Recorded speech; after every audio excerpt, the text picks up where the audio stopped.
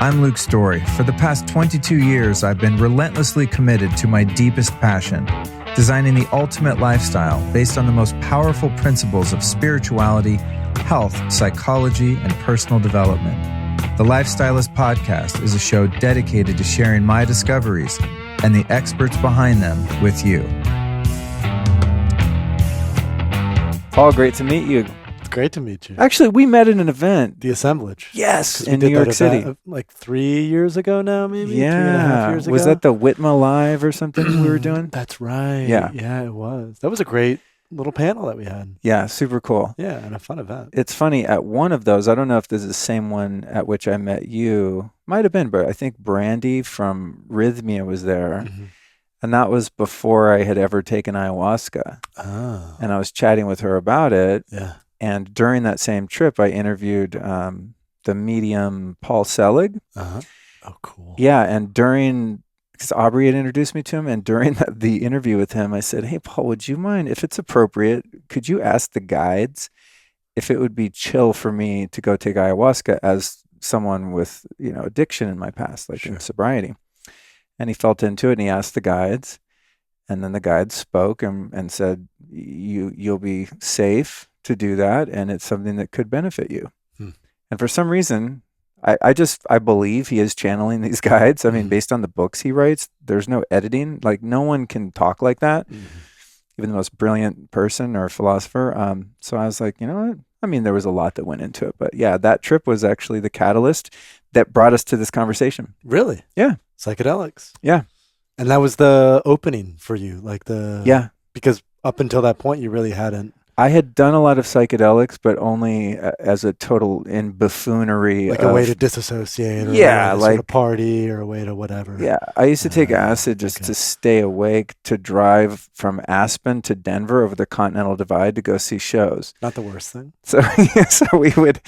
This is like in high school. So we would take like a half a hit of acid or something to stay awake and drive through these blizzards in the middle of the winter. Not the smartest way to do it. So anyway, I digress. How'd you get into all of this, the world of psychedelics and plant medicines in the first place? So I grew up in a traditional home, West Michigan. Morality was based on religion and Christianity. This was good. This was bad. And then I found cannabis at the age of 16, which sort of opened my mind to like, oh, maybe some of the things that I was taught aren't necessarily what I thought.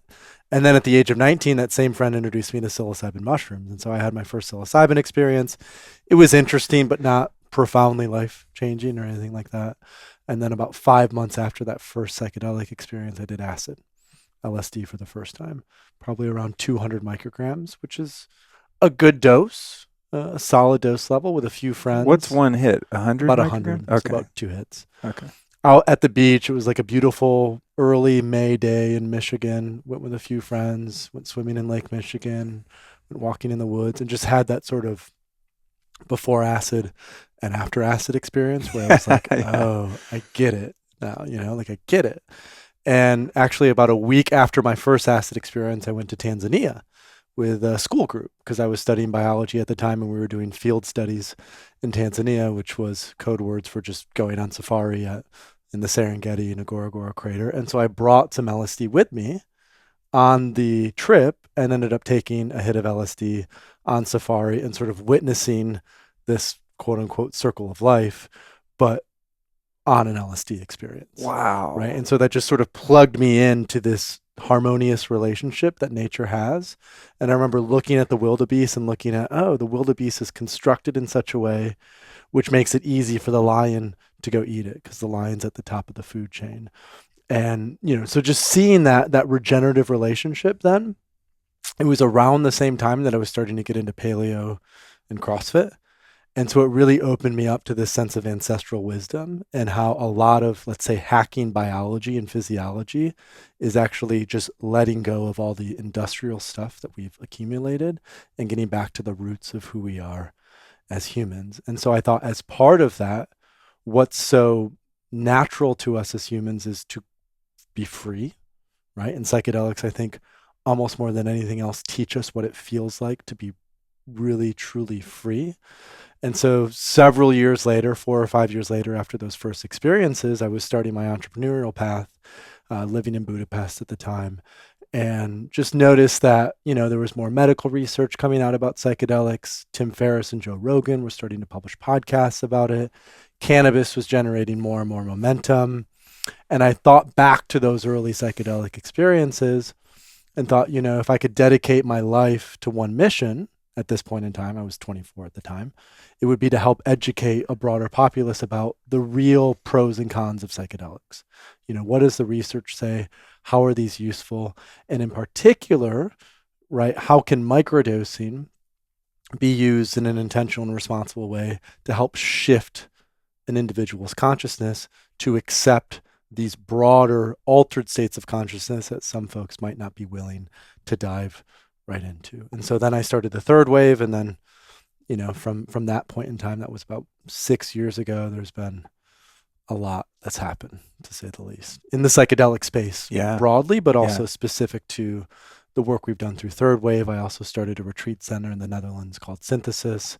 And so it's been fun as an early entrepreneur in this space and someone who has done a lot of this work myself, just to witness the growth and the evolution of the psychedelic space, the third wave of psychedelics.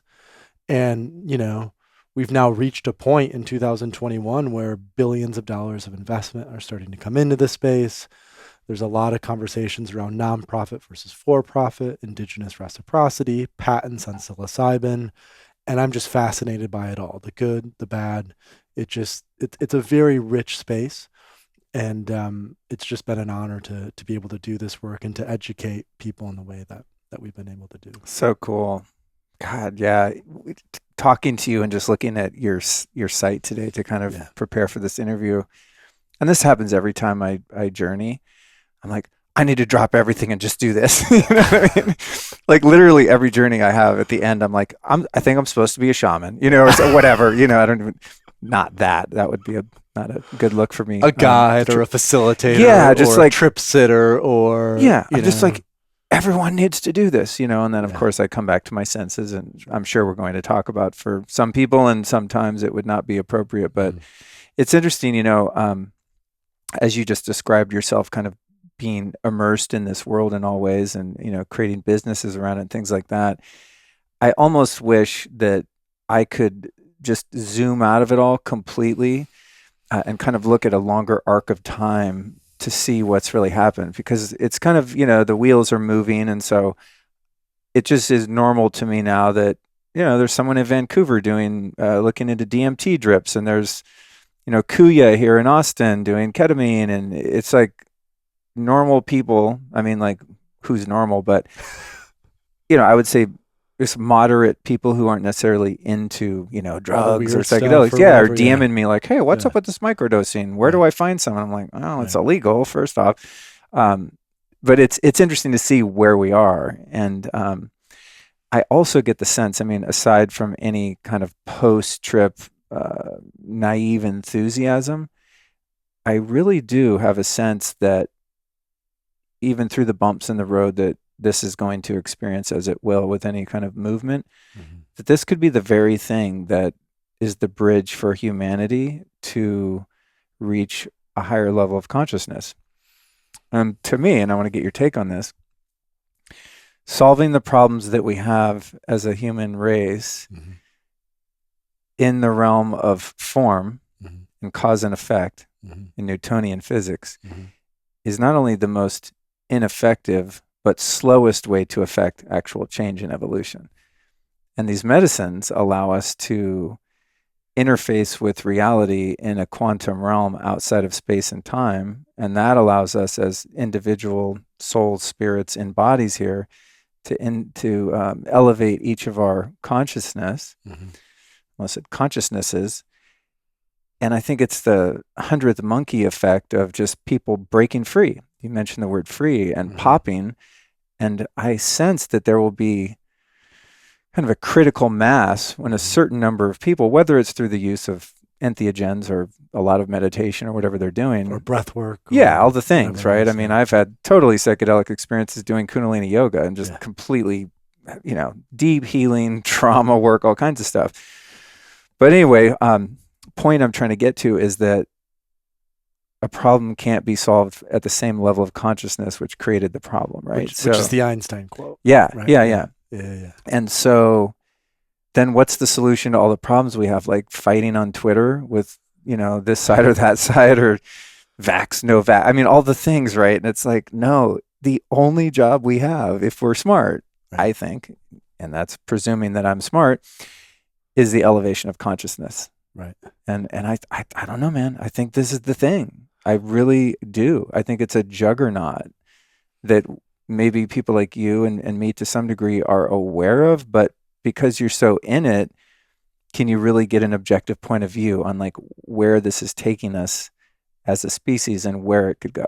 So lots here. That was totally not a question, by the way. It's just like, but there's a lot to peel apart. And one element that I want to hit in is like space and time, right? Because time, the way that we've been taught or conditioned to think about time, is as a very linear process, right? We're born, we experience life, and we die.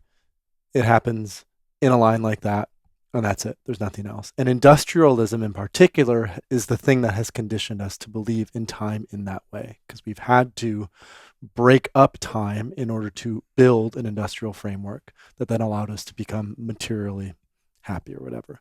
But prior to that, Nietzsche often talked about the eternal recurrence. We often saw time as circular, right? And so when we're looking at where we are now in this third wave of psychedelics, the context that is often so important is historically, when have we been here before, right? And I think in particular, when have we been here before from a Western perspective or a Western viewpoint, right? Because psychedelics have been used for probably millennia, going back to Göbekli Tepe and, the cradle of civilization, Soma in ancient India, ayahuasca in the Amazon, but rooting it actually in let's say the ancient Greeks, right? Because Plato and Aristotle attended these things called the Eleusinian Mysteries, where they drank kykeon and had this beverage that awoke them to the truth of reality, the truth of who they were, this sense of divinity that was within inside of them.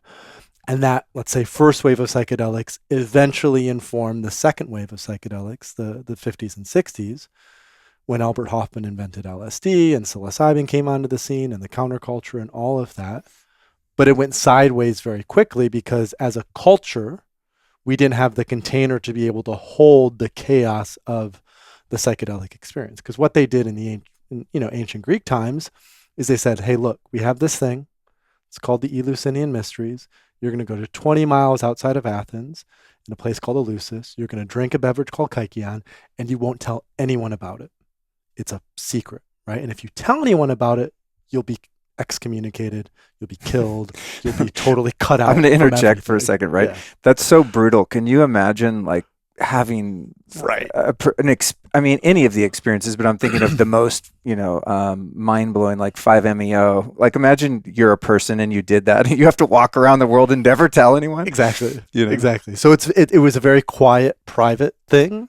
And so now with this, again, and we tried that with the second wave, but we didn't have the cultural context for it. And now where we're at with the third wave of psychedelics is we're trying to understand how do we manage this, so to say, so it doesn't sort of blow up again, but guide it in a way where we can have that evolution of consciousness, that blooming that we're looking for, right? And so when I think about that in terms of how psychedelics are relevant to go beyond time and space, because we're at this point in time with, there's a lot that's happening in the world with various crises. We're like in a meta crisis, the mental health crises, the climate crises, the meaning crises, there's like 20 crises that we seem to be going through, right? And it's because we're trying to address these crises from this Newtonian framework, from this materialist reductionist framework, whatever that is. And what psychedelics open up is this sort of truth of what I call interconnectedness, right? Truth of interconnectedness. We are interconnected with everything else around us. And so if we accept that as a truth, how does that inform the very systems that we're creating to hold this evolution of consciousness that we're stepping into? So Buckminster Fuller, you probably have heard a little bit about. He had a quote which was basically, don't try to fix the old system. Don't try to fix what's broken, right? Don't try to solve the problem, but instead create a new system that makes the old system obsolete. And it feels like that's what's starting to come into being with psychedelics, is they're allowing us to create that new system. Some would call it a mycelial way of being. Some would call it the metaverse and, Web3. Some would call it, they would point to these networked states that are starting to pop up all over. And the attractor point that all of that is going to is decentralization, right? And so when I think about that new system and what psychedelics can do to help us with that, they allow us to step out of this time-space industrial continuum and into a space that is much more expansive, where we can use these tools to actually dilate time in such a way to shift consciousness to address these meta crises that we're going through. Dude, love it. Keep going. Now, to someone who's, living in the 3D world without peak experiences that have tapped them into, oh, there's something else here, talking about something like bending time, it'd have a hard time gaining relevance with someone, So it's like, but I know subjectively in my experience, we were talking earlier in some ceremonies in which I've sat, I mean, the amount of, realizations and problem solving and trauma healing that's taken place in 6 to 8 hours in linear time of, say, talk therapy, for example, I mean, would have taken years, and things that I worked on, psychological, stuck points and things like this, patterns of behavior, patterns of thought that just went on for literally decades, could be undone in one night of linear time. So it's like, without one having the experience of really going quantum, and that word is like, it's a funny word, I have like quantum devices all over and stuff, it's like, you can make anything and call it quantum. So it's a term I use conservatively, but there's just no other way to say it. It's like the world that exists beyond matter, right? And when your spirit and your kind of awareness is, for a temporary time, untethered from this physical world that seems so real to us, you really do step out of space and time. And the evidence of that is what I just described, that such massive changes individually can take place.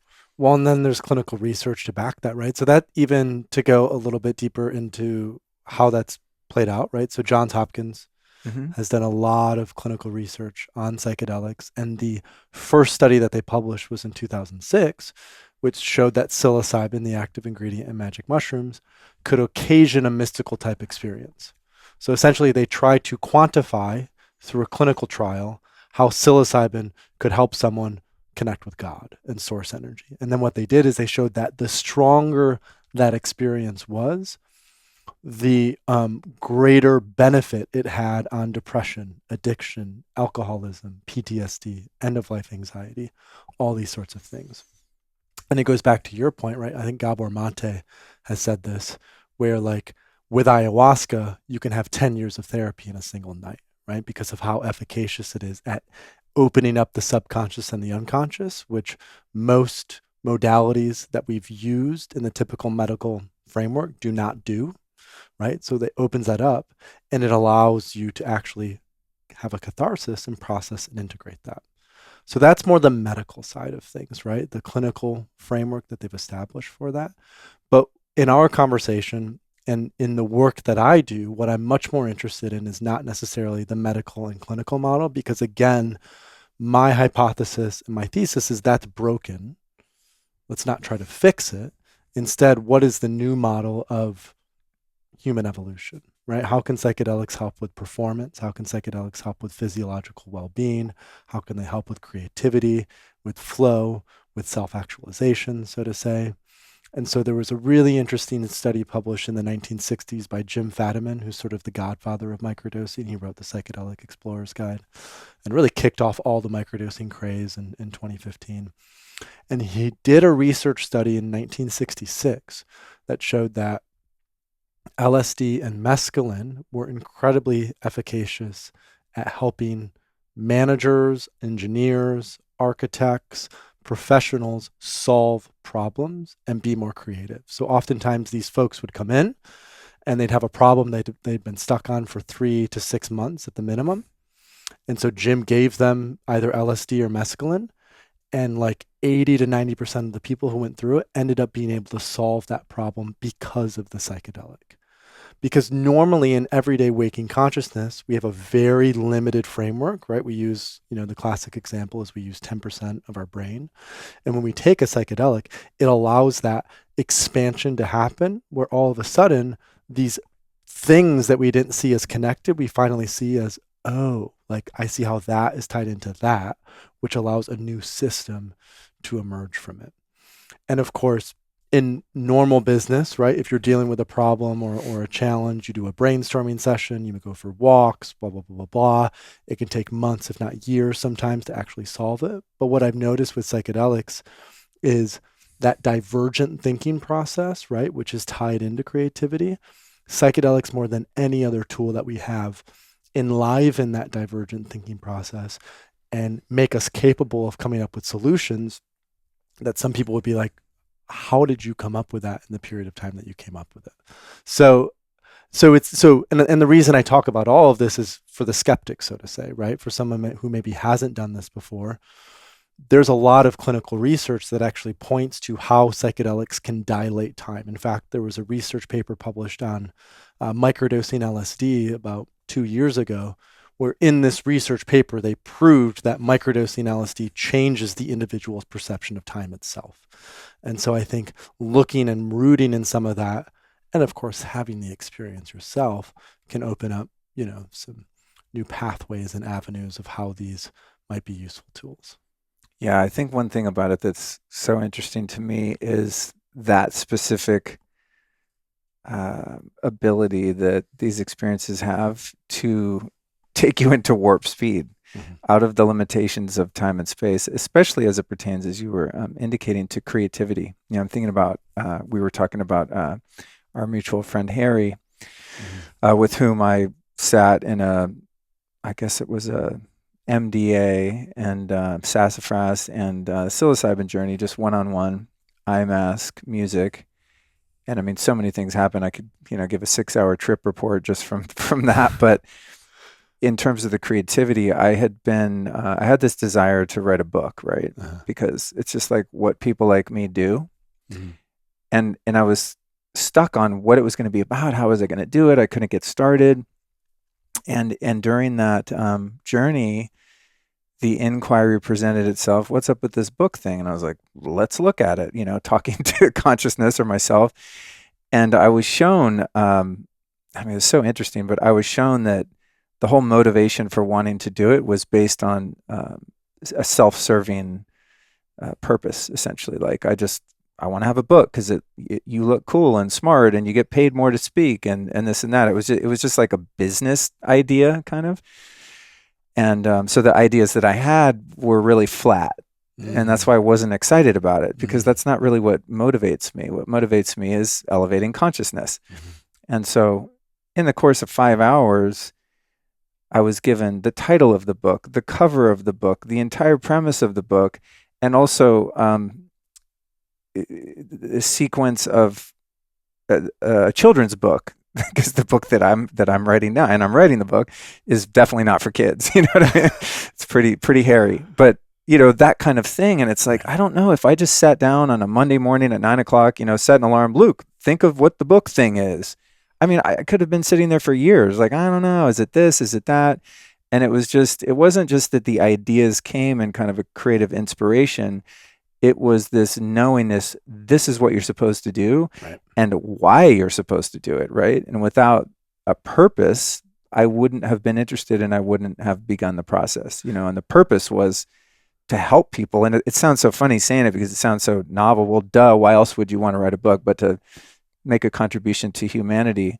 But I hadn't really thought of it that way until then, and then when I did, it was just like, it just got like thrust into my heart. No, this is the thing that you have to do, you need to do. Here's why, and here's what, and here's how. And thus began that process. Well, and that why is so important, Mm-hmm. right? That oftentimes we start with the upper layers of what's the, the what or the how. And we really just got to go to the why, right? Because the why then influences everything around it. And oftentimes in culture, society, we've been conditioned not to think about the why, right? We've been conditioned to instead think about what do our parents want us to do, or what does culture want us to do, or what do all these external things want us to do? Whereas what psychedelics help to open up is that sort of reconnection with the self, reconnection with the soul, right? Which I see there's a connection between the soul and the why, because once you tap back into that, the why becomes very clear. And like you said, it often has something to do with contribution to community, right? Contribution to something greater than you. It's not often that deeper why is not about money, or it's not about status. It's not about these sort of egoic tendencies. Right. We need to get like below that, because those are very fragile and they don't really last that long. But what psychedelics do is they allow us to go right to the why, so to say, the purpose and meaning, and then kind of beauty grows from that. And that's even proven to be true on my own journey. Like I started Third Wave in 2015. For 2 years, it was a hobby. I was running another small business at the time. It was just a labor of love. I thought, we really need to publish this content. I've had these incredible experiences myself with psychedelics, and I think a lot of people could benefit from this. So let's start publishing content. Let's start a podcast, et cetera, et cetera. It's only been in the last, let's say, year or so that it's actually become financially feasible for me to do what I'm doing. But somehow, some way, and I had another business. I sold it, not for a ton of money by any means. So I've always had to stretch, but I figured it out, right? And oftentimes, if the why isn't clear, then any creative project that we want to take on that is significant, that isn't just, I'm going to make a painting, but instead is like a 3 to 5 to 10 year project. If that why isn't really fucking clear and clean and strong, then when the going gets tough, so to say, we'll just quit, right? And so I think it's really important for any creative project that we are very clear on that why, and that's something that psychedelics can help us with. That's really interesting in finding the motivation to do or not do something. And when you're in a psychedelic experience, typically, depending on, with whom, where, what you're taking, all of that. But in most cases, the ego is subjugated to some degree, and in some cases, very dramatically, right? And you're tapped into your soul. And when you were saying that, I'm thinking, what does the soul want? What's our purpose of being here in a body? And it seems to be that we're in a school called Earth, and that we take on a body so that we can have, you're making the feel free face. Trust me, it's worth it. We're inhabiting this body, we're in this material world so that we can grow and evolve as a soul. And so when you're in a medicine experience and your ego is shoved to the side, however gentle or not that process might be, and you're getting downloads for creative ideas and finding your why, obviously the why is going to come from your soul, and your soul is a benevolent, loving entity of sorts that is looking out for you as a personality, as a human's best interest, and also the best interest of all others, presumably, unless your soul is demonic or something, right? Which maybe could happen. Which happens in psychedelics. You have a few narcissists. It's trippy to think about that. And that was the experience I had with the book idea that I wanted to chew on a little bit. And it was like, oh no, your little limited egoic motivation is just so feeble in comparison to, the magnitude of what the soul wants. The soul really wants to heal people and make a contribution and to alleviate suffering, and so getting that idea from the soul perspective is just like, man, there's a passion and a fire there, because that idea didn't come from, a more like a flimsy or more superficial motivation. Right. It has depth to it. It's rooted in something that's beyond just the individual self. It's rooted in something broader, something greater. Yeah. So imagine just millions and millions of people popping through their inspiration from the soul's perspective rather than, base level instincts of survival and ego gratification and hoarding of, material. You know what I mean? There's so much more to the human experience, as many of us know. So yeah, that's very interesting. Well, Man, there's But one more note on that before we kind of move on from it, just for the listeners, psychedelic, the very word means soul manifesting. Oh, wow, I didn't know that. So psyche, which is from Greek, technically means mind, but where the Greeks thought about it was actually much more soul because they were much more focused. And then delos is manifestation, right? Which is what delic comes from. So even the very word psychedelic is soul manifesting. Wow. Right? So we can fully tap into that essence.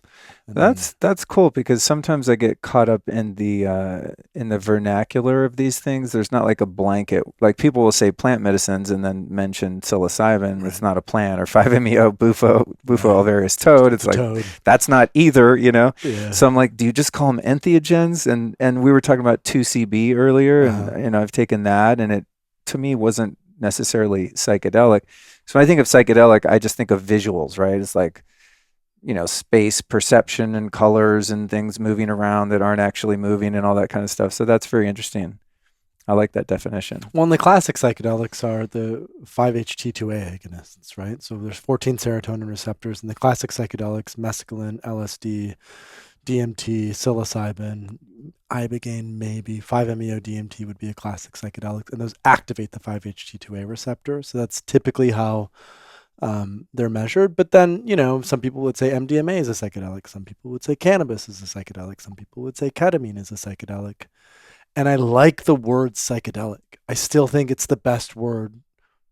Plant medicine has its issues. Entheogen I find to be too religious in a way, like a little too spiritual. And a lot of folks are like, but psychedelics has all this baggage from the 60s. And it's like, that's true. And it still is the best phrase that we have to actually describe what these compounds do to us. And so much of what we're working on now is like, yeah, it had stigma, and we can reframe that, right? Like that word psychedelic doesn't have to be tainted till the end of time. Part of the work that we're doing through education is to actually help people understand that psychedelics are healthy, they're beneficial, they're useful when used, of course, with intention, in ceremony, et cetera, et cetera. Well, now that I know a better definition of psychedelics, I'm going to start using that one. Good. There are a bunch of other very specific things I wanted to ask you about, and especially as it pertains to microdosing and such. But going back to the waves of psychedelic, like you could say, it might have been millennia. It was the first wave, right? We don't even know how long that was, but indigenous peoples, and then into kind of the beginnings of Western civilization, and then of course we land in the 50s and 60s. And then there's some experimentation. There is research going on, and then something gets out of a lab, and Ram Dass and fucking Timothy Leary are giving it to college kids, and then you've got Woodstock, and and all the things, and then the government's like, whoa, pulling the reins on this, and starts classifying all of these substances in one category. They put mescaline in the same category as cocaine or crystal meth and mushrooms. It's like, and I've done every drug I think I've ever heard of, except PCP. I never did that, probably never will, but literally any drug I've ever heard of, pretty much I've done. And they would definitely, to me, have a different classification, which is a longer conversation. But to the point, call me paranoid, but generally speaking, throughout the course of history, I would not say that most governments have been there by the people, for the people, and that their efforts at controlling a populace and their behavior and the consequences and legislation around what you put in your body seem to be based on control, right? So to me, when the 60s happened and you had all of these young people waking up and getting crazy and reckless in many cases, and I'm sure, as you said, like the culture wasn't really ready. It didn't have the integrity and kind of the framework by which to have these experiences be beneficial and really move us forward. So, we had a lot of great art and music. And if you look at the Beatles in 1964 versus 1968, way cooler. You know what I mean? Way cooler. Sgt. Pepper's or I Want to Hold Your Hand, right? Exactly. So it's like, it obviously did, Jimi Hendrix, I mean, like it did something culturally. But my question, if I can get to it, is why is the government, who I do not see generally as being my friend, Uh-huh. like not stopping this now? Because it's like now we have the sort of blueprint for it from people like us and many others who are moving this forward in medicine and just outside of medicine and culture in a more mindful way.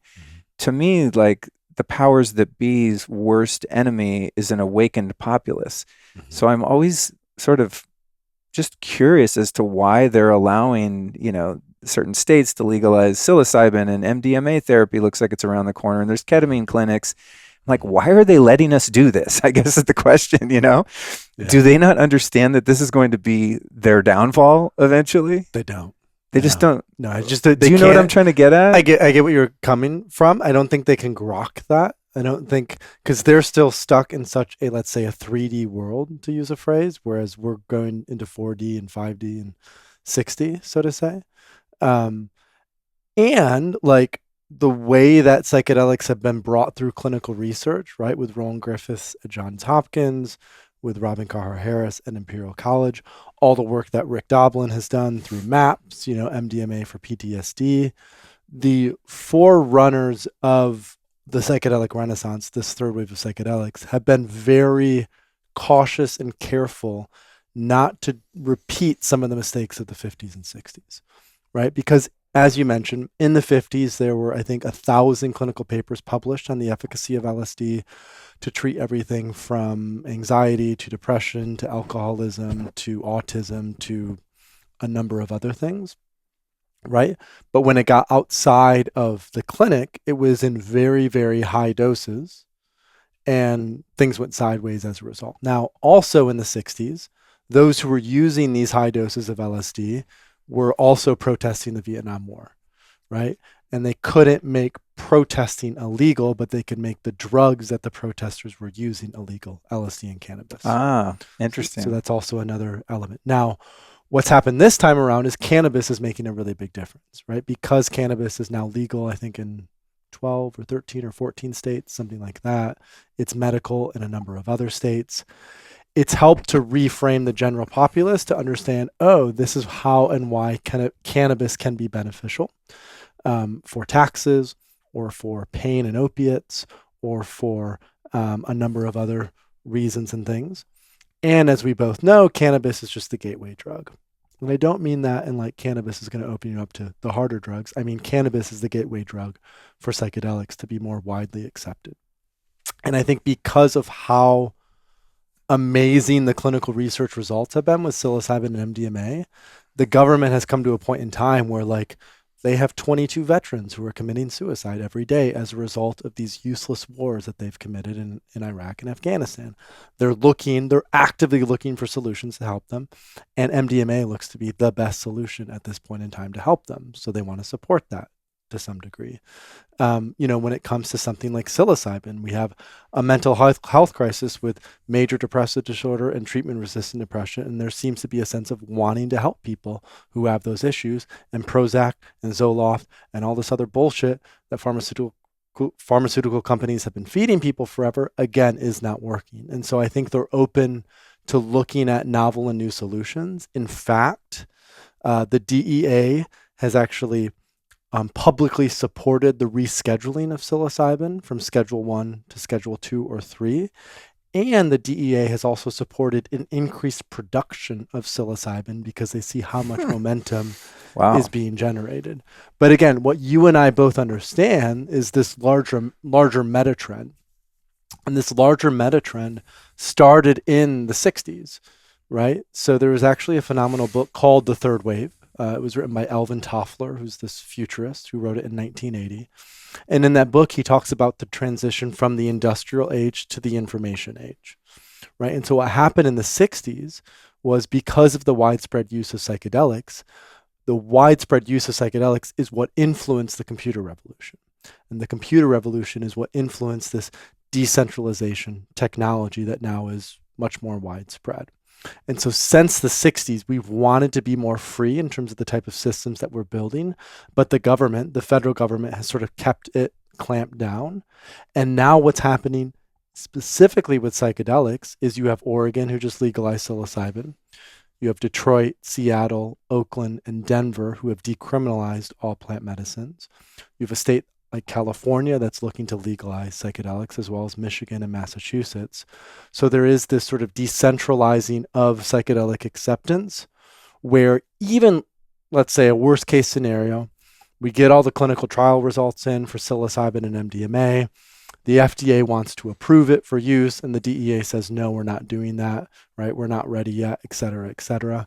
There are still then these other channels that are developing that are not reliant on the centralized structure of the FDA that ensures that psychedelics will become more commonly available. So I think it's partly like the clinical research has just been so great that they can't turn a blind eye to that.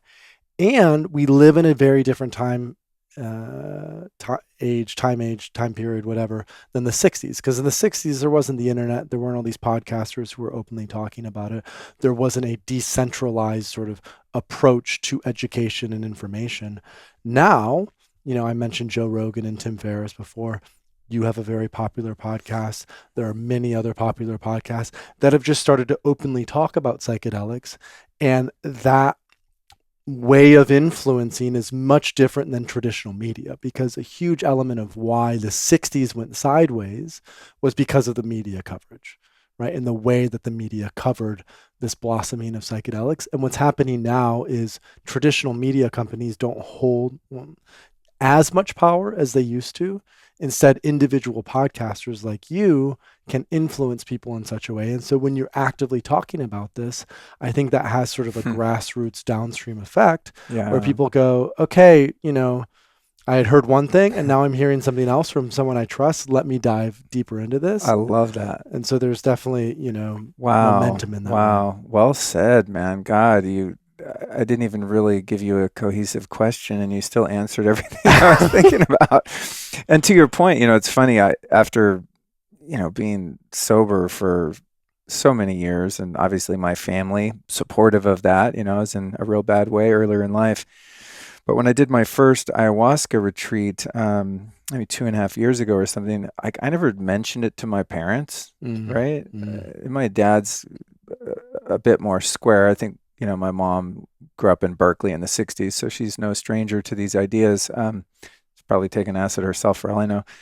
Probably has, actually. Microdosing. She's probably, if she's watching, Mom, sorry. My mom hates it when I talk about her on my podcast. I'm always like, careful what you say. She's like, dude, I have a life here, But anyway, to my point, my dad, maybe a week ago, calls me. He's like, hey, he texts me. He's like, hey, can you talk? And that's not abnormal. Sure. We got on the phone. He's like, listen, what's going on with the psychedelic stuff? And I was like, here's the call. Because, they see the content I make. And I had the talk with him. And, he was not overly concerned, but like, I'm just kind of worried this could lead back to your old ways kind of thing, And right.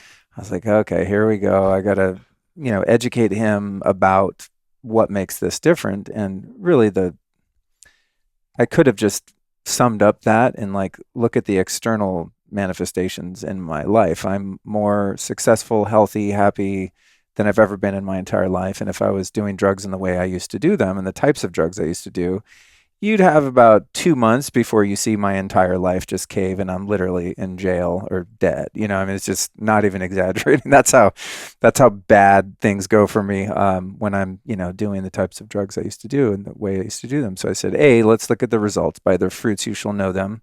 I don't have to prove anything to my dad, but just to assuage his concerns. And then I started just explaining some of the things you're talking about and the history of it and how it was vilified and how they were miscategorized and all of the research that's going on and really what the intention and purpose of a guy like me exploring these things is. And, by the end of a 30-minute call, he was like more interested, than he was, concerned. Yeah. And then he sent me a text like a week later. He's like, yeah, I won't mention who it is, but I talked to this other person in the family and they've been doing this thing called microdosing. It sounds awesome. Now he's like curious about it to the point where I'm almost like, when we leave the United States thinking about, send him some microdose mushrooms, right. It's like, dude, do half a cap, see how it goes. But I mean, I have a similar story with my parents. So really, I'll just give a shout out to my parents as well, because, I grew up in a not conservative but traditional environment. Both of my parents are more progressive in terms of social policy, but definitely traditional. And I remember in 2014, I told my mom, both my parents, that I'd done acid. And I remember my mom's response was, "If you keep doing that, you will turn into a wet noodle." That was her belief, because she had never done it herself, but growing up in the environment that she had, someone very close to her had fallen into the drug trap, so to say, cocaine, other harder drugs, as well as mescaline and LSD. And my mom thought, oh, the reason that it was this person close to her is struggling so much is because she had all this drug use before. So she's like, if Paul does that, it'll turn out really bad. So I just started we now have an internal joke on the team with Third Wave that I built the website for my mom. right.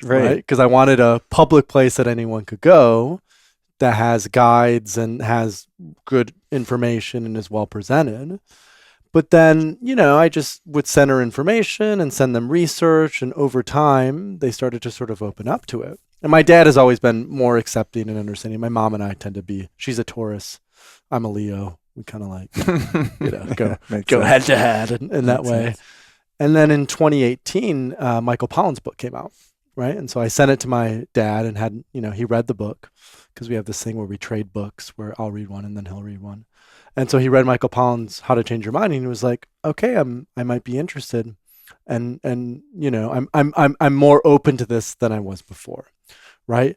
And, this is someone who has never done any substances whatsoever, has never been drunk in his life, has never smoked cannabis in his life. And all of a sudden he was open to potentially trying something like microdosing or a higher dose of psilocybin. So my parents went from, this is going to ruin your life, very skeptical, we have no idea what you're doing, and, to, oh, we see why you're doing what you're doing. We're more and more open to it. And in fact, 6 months ago or so, my mom, she worked as a social worker in a hospital. She's retired now. And she sent me a few emails. She works for a major hospital system up in Michigan, and they were starting to get emails in their newsletters about ketamine-assisted psychotherapy and MDMA-assisted psychotherapy, and how this major hospital network was going to start doing education for their doctors and clinicians about psychedelic-assisted psychotherapy. Wow. And I thought, wow, things have really changed in the last few years. That's to get crazy. To the point where my mom in the Midwest as a social worker is now getting emails about training for psychedelic assisted psychotherapy from her employer, who's a very conservative employer in Michigan. So cool. Let's all dose our parents. Let's do it. Heal the generational trauma. That's right. Might take more than a microdose. Yeah, it might. But that's exciting. It's like, I want to kind of take a time machine to even 5 or 10 years from now. I mean, can you imagine? I just think, man, the healing that has taken place in my life, and we'll get into the disclaimers and warnings, and I'm always what's that word? Resonant. I think that's the word I'm looking for. Reserved? Hesitant. Yeah, hesitant. There's another one that I like for that, but I'm hesitant to be like a cheerleader for psychedelics. Reticent. Thank you. Reticent. Too much acid. Today? Yeah, maybe. Or generally. Maybe. No, that's the old paradigm, right? Right, Causes brain damage. Yeah. But, I always want to be responsible, yet at the same time, sometimes it's hard to bridle my enthusiasm because of my subjective experience, and just the things that I've been able to heal. And I just think, oh my God, there's so many people out there with PTSD and they don't even know it. So many people have not only had childhood trauma, but just being a human being, even if you do everything right and you have good people around you, is traumatic, right? It's not an easy game. And it's just incredible to think about the potential of people outside of, our circles, like you're discussing with our parents, and just, normal people having the opportunity to heal themselves. Just like actually heal themselves. Yeah, and that's something we even talk a lot about with Third Wave in our internal team. It's like there's a lot of bullshit in the personal development space. There's a lot of bullshit in the sort of spiritual evolutionary space, if you will, the higher, like it's hard to tell what's real and what's not sometimes because it can be very murky. And what we both know is that psychedelics work, right? They just do. Like there's something about them. And of course, it's not blanket, right? I think this is something that you've probably talked about on other podcasts. Like it requires preparation. It requires intention setting. It requires, a ceremonial setting or something that is a bit more held for that to happen. It requires, I think, more than anything, integration. But if you follow that process, so to say, and you have community to support you, you have a coach or a guide to support you, these medicines work. They heal trauma. Most importantly, they heal trauma. They inspire creativity and agency and freedom. And I think they're a sort of glimmer of optimism in a world that feels very cynical at this point in time. Yeah, to say the least. Right? I mean, even being a pretty chipper guy, sometimes I just go on my Telegram channel. Shout out to my Telegram channel. If you want the bad news, join my Telegram channel. Yeah. But yeah, I mean, I just, I look at alternative media and things that are going on in the world, and it's very tempting to get drawn into the duality of like, oh my God, we're fucked, but after enough of these experiences, I think one is more easily able to kind of walk between both worlds and take all of it a little less serious. Way less I think that's been kind of one of the big benefits for me, aside from just, I healed this thing and that thing and had this realization. It's a more sort of detached experience of life. I was talking to my wife, Allison, about this morning. Actually, it's like, it's hard to describe, I think, to someone who hasn't had this experience over time, but it's like I'm kind of here, but also not here. And I used to be so here that it was suffrage. It's like just believing the thoughts, so attached, and believing the feelings, and just attachments and addictions and patterns and habits and stress and wanting to wrestle my control over every little thing to stay safe and all of that. And so with what's going on with the world now, I mean, there's a kind of a fighter inside of me that's really concerned about just the human rights abuses and just the power grab that's going on worldwide. I mean, it's just astonishing.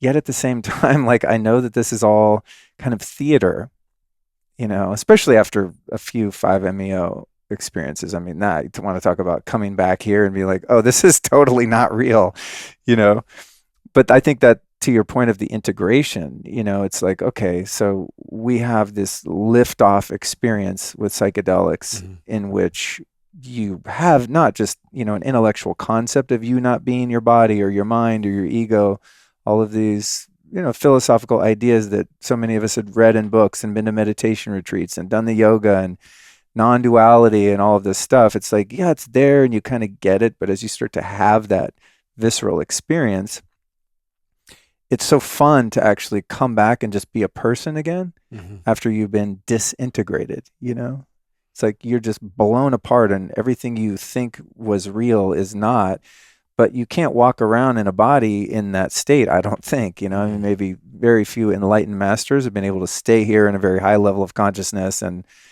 be a householder and do their human thing while they're just totally blown out into full-scale self-realization. So it's almost fun just kind of coming back from those experiences and learning how to bridge those two worlds. And in so doing, everything's just a lot less serious.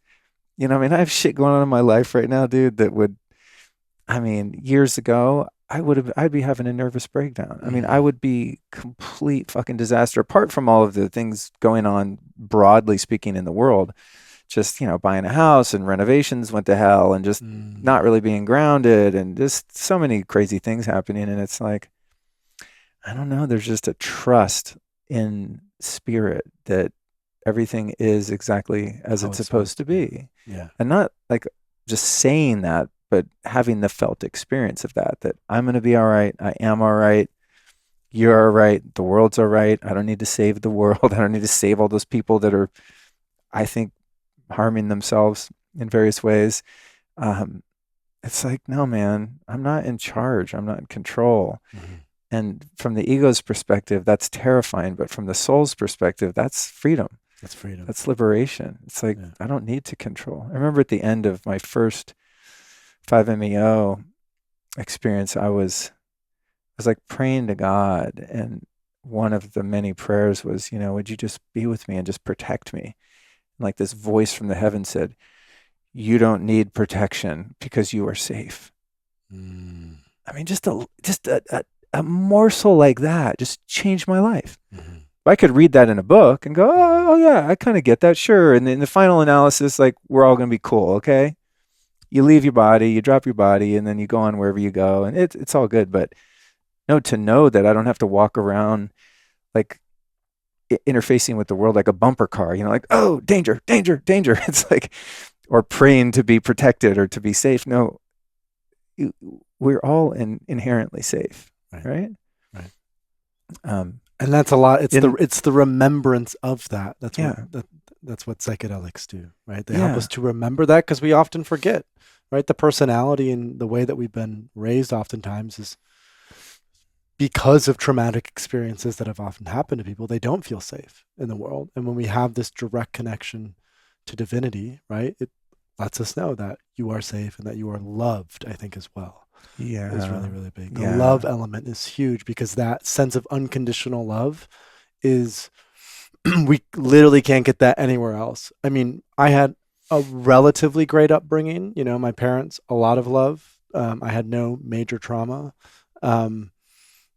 And like, still, my mom's love was conditional in some ways. My dad's love was conditional in some ways. And I think that is the appeal oftentimes of this experience, is when you experience God, source, whatever you want to call it, there's this felt embodiment of unconditional love, which physiologically and emotionally and spiritually is so healing.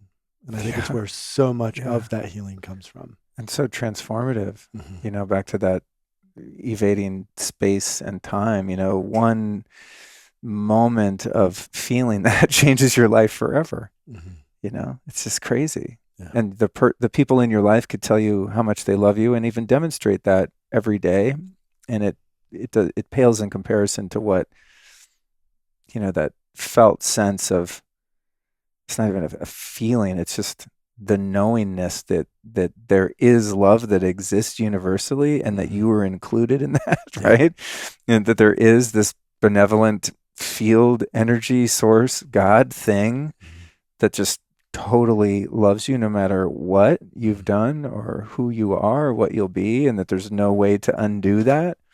It's incredibly transformative. It is. It's just the best. All right, I want to get into some other questions here. Right. So I love it. I would be definitely remiss if we didn't get into microdosing, and this is kind of a nice segue out of that, because you don't really experience God when you're microdosing. Yeah, well, it's the deeper experiences aren't necessarily appropriate for all people at all stages of development, and there's so many different life circumstances that could be and probably are prohibitive to some people, even just socially. Our parents, for example, right? Just the social constructs and the fears and the stigma.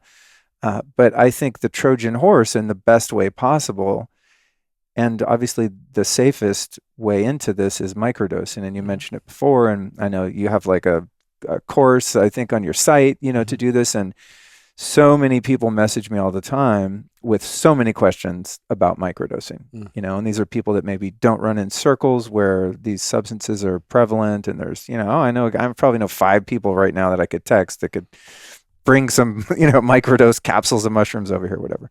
But I think that that this is going to be such a meaningful contribution to start to educate people, and I really appreciate the work that you're doing. And so I want to get into kind of the nuts and bolts of that, and also just admit that I think because I started microdosing different things around the same time a couple years ago as I did going and having, ceremonies and doing full journeys, I think I've kind of missed the benefits of microdosing because it's just kind of in the periphery, right? I didn't go from modus operandi to microdosing here and there, and then later on having a big journey, went right into 4 ayahuasca ceremonies and all kinds of other things, and then added microdosing. So I kind of don't notice the impacts, but I know that it's profoundly impactful because I've been the guy that's turned a few people on Mhm. that weren't ready to take a full journey, but they're willing to microdose. I mean, I can think of my friend David right now. And I mean, he has told me on numerous occasions, he said, Luke,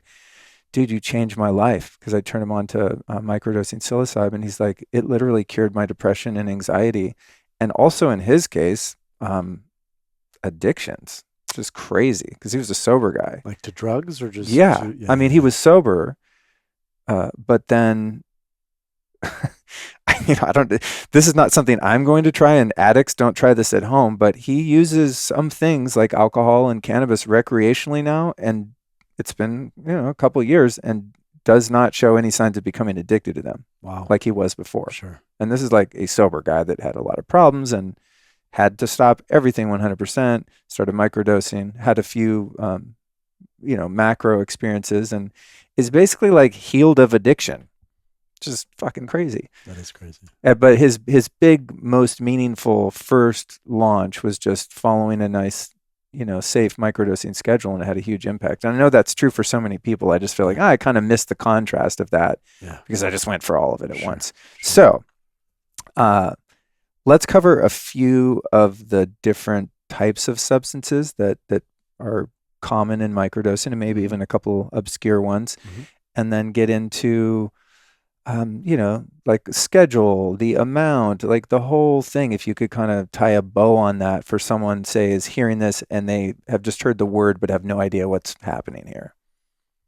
Can I do a little history? Totally. Oh yeah. That's great. I didn't even think of that, because I don't even know that there is a history. I studied history in undergrad, so whenever it comes back, I'm like, let's weave a little more context in this. So Albert Hoffman, yes, the inventor of LSD, yeah, right? He was interviewed by High Times in the mid 70s. And so there's like an article that was published in 1976. And in that article, he said that he thought that 20 to 25 micrograms of LSD would be useful as an antidepressant or a euphoriant. And so Albert Hoffman went on for the last 30 years of his life microdosing LSD to help with energy and clarity. He lived till he was 102 years old. Oh, shit, really? Yeah. Wow. So word of that got back to Jim Fadiman somehow. And so Jim was like, this is interesting.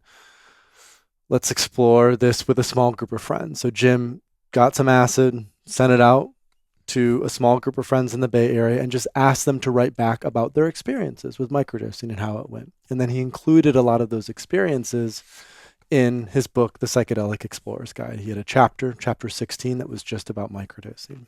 Is that the word he used for it? Microdosing? Mm-hmm. Yep. So, and he sort of invented that term. Okay. Because microdosing was not a thing. In the 50s and 60s, they did some research on psycholytic assisted psychotherapy, which is taking lower doses of psychedelics, like 40 times instead of just once. But microdosing was not really a thing. So Jim invents the term, publishes the book in 2011. In 2015, he's on the Tim Ferriss podcast, and then it sort of blossoms and takes off from there. Rolling Stone publishes a piece on it. A number of other media publications publish a piece on it. And it was at that time that I heard about it, that I heard about microdosing, because I listened to the Tim Ferriss podcast here and there. And I thought back to the early experiences that I had with psychedelics, right? When I was 19 and 20, these higher dose LSD experiences. And I remembered from those experiences that I had this sort of afterglow effect, where for the week or 2 weeks after, I was more mindful. I was more disciplined about the food that I ate. I was more connected in my relationships, right? Kind of these typical afterglow effects when you have. For right? real, yeah. You're like, oh my gosh, I feel amazing. This is I have that after ayahuasca, right, and 5-MeO. Those two mainly. Mm-hmm. Yeah, it's funny because I never actually thought about that afterglow, but that is quite pronounced in some cases. And it's because, you were talking about rigidity, right? How sometimes we become too attached and rigid. And what happens when we do these higher doses of psychedelics is we become more malleable. We become more relaxed. We become more flowy with life, so that we were not resisting it so much, but we're simply going with it. And so I thought back to those higher doses and considered microdosing, and was like, okay, I bet if I microdose, let's say 2 times a week, which is what Jim Fadiman had recommended as a protocol, that way, that will elongate this afterglow effect, where instead of it just being for a week or 2 weeks, I can have this afterglow indefinitely. So I ended up microdosing twice a week for 7 months with LSD. It was profoundly impactful. It was so interesting to me at that time that I started Third Wave just to educate more and more people around it. And essentially what I learned both through microdosing myself, but also doing all that research, is that microdosing is not so much, hey, just take a very low dose of a psychedelic and see what happens. Instead, it's taking a subperceptible dose of a psychedelic, so about a tenth of a regular dose, and doing it 2 or 3 times per week for a minimum of at least a month. So just like you wouldn't expect to, experience all these benefits from meditation if you sat down on the cushion, sit down on the cushion, 15 minutes later, you're like, am I enlightened yet? No, like with meditation, you meditate every day for 4 to 6 weeks. And at the end of those 6 weeks, you're going to notice significant changes from when you started. Microdosing is very similar, where you're committing to doing it 2 or 3 times a week for, let's say, 4 to 6 weeks, combining it with some sort of mindfulness practice, meditation, yoga, breath work, because that helps to ground the energy a little bit more. And then doing it, usually most people do it with LSD or psilocybin, because those are the 2 most common ones. So with LSD, it would be somewhere between 10 and 15 micrograms. With psilocybin, anywhere from like 100 to 200 milligrams usually is what people will do. Some people will microdose ayahuasca as well. Some people will microdose iboga. I think microdosing San Pedro is actually the best substance that we currently have for microdosing. And the reason for that is because psychedelics are anti-inflammatory, right? And the psychedelic that is the most potent as an anti-inflammatory is San Pedro. And so microdosing, my sense of the benefits that people are experiencing from microdosing is the impact that it's having on inflammation, chronic inflammation. And that by microdosing, let's say for a consistent period of time for 4 to 6 weeks, it's helping to lower chronic inflammation in the body, which is then leading to, a relief of depression, alleviating anxiety. People, some people had like shingles and they started microdosing and their shingles went away. Some people, women in particular, had really painful periods and then they start microdosing and their really painful periods goes away. So there seems to be this harmonious impact that microdosing is having, where it's just allowing the body to better communicate with itself, so that way it can show up in the world a little more balanced, a little more centered in everyday life. Other people will talk about how it helps with creativity, it helps with flow, it helps with social anxiety. For me, it was largely social anxiety that it helped with. When I started microdosing, I was 24 at the time and just coming out of college. And I had been in a fraternity in college and had used alcohol quite a bit to help with that. And I started microdosing to replace alcohol, and it helped quite a bit with that as well. A lot of folks are also using it to get off pharmaceutical medication. So they've been on Zoloft, they've been on Prozac, they've been on Wellbutrin, they've been on a number of other medications, and they're sick of feeling numb. They're sick of not feeling any emotions whatsoever. They're sick of the addictive nature of these pharmaceutical medications. I mean, it's terrible. So gnarly. So many people get on it, they don't realize how addictive it is. I forget sometimes, because it was long ago and it wasn't that long, but I was given antidepressants, something I think it was called Effexor. It's funny thinking back. So I go to a shrink. I'm newly sober. I'm just a fucking train wreck. Just like so damaged, man. Poor little Lukey, man.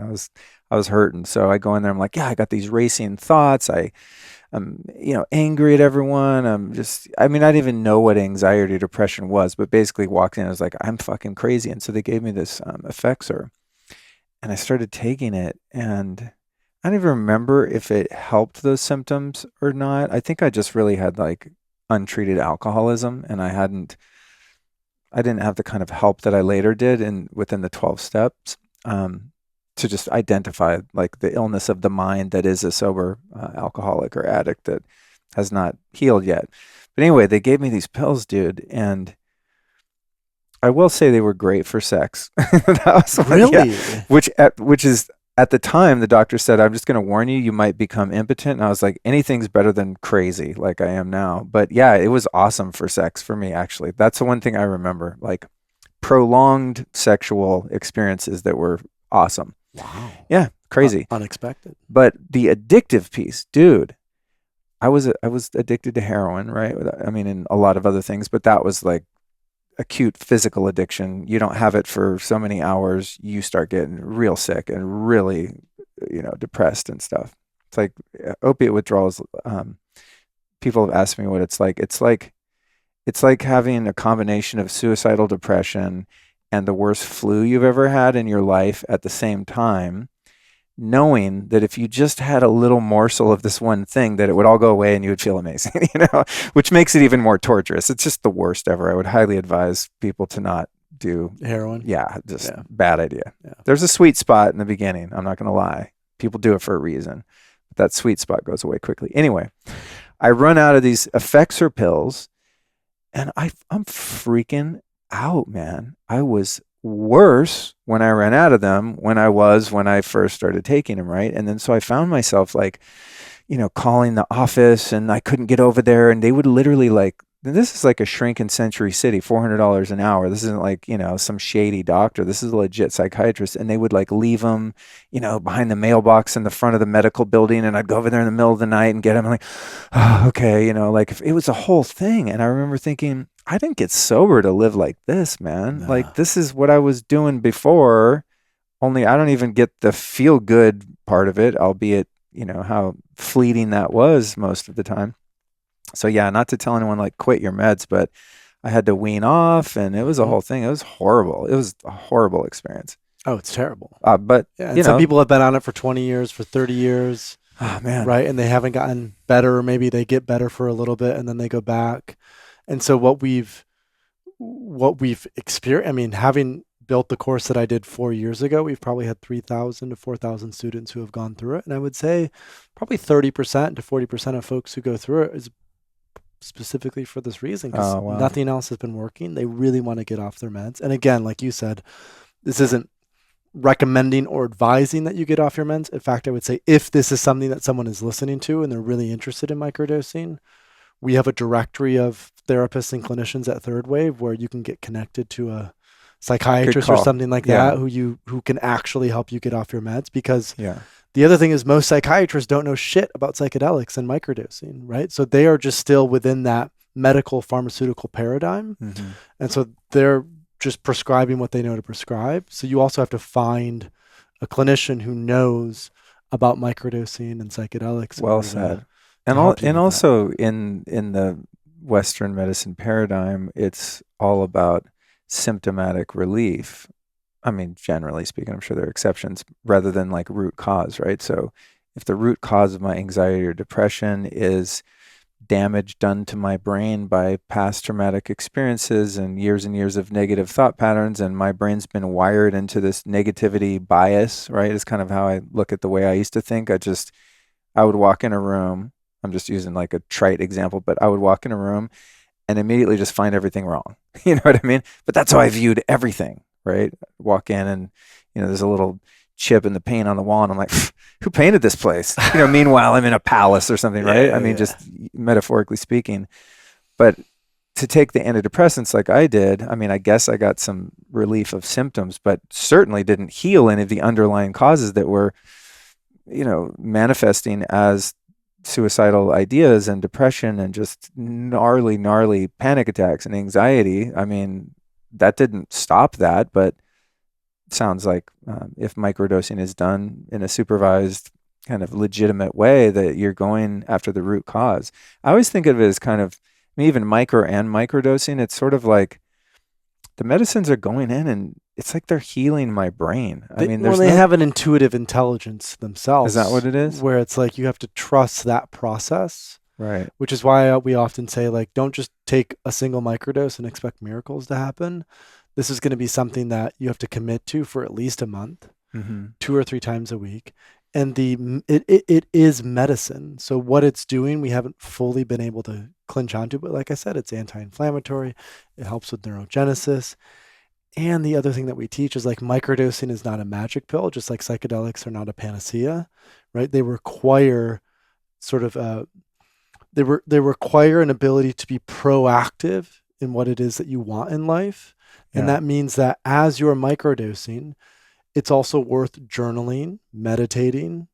A lot of people start microdosing and they start changing their diet. They start exercising more, their sleep improves, right? So there seems to be this holistic effect, but it can't just be a reliance on this thing's going to fix me. Right. What this thing is going to do is it's going to open up a capacity for you to have more energy. It's going to open up a capacity for you to be more creative. It's going to open up a capacity for you to be more proactive, but you still have to do it, right? And it's also true of high doses for psychedelics, right? There will be a lot of people, I'm sure you've been privy to this just like I have. There are a lot of people who have been doing ayahuasca for 22 years. They've been in hundreds of ceremonies, and not much has tangibly changed in their lives over the last 10 to 15 years. I'm so glad you mentioned that.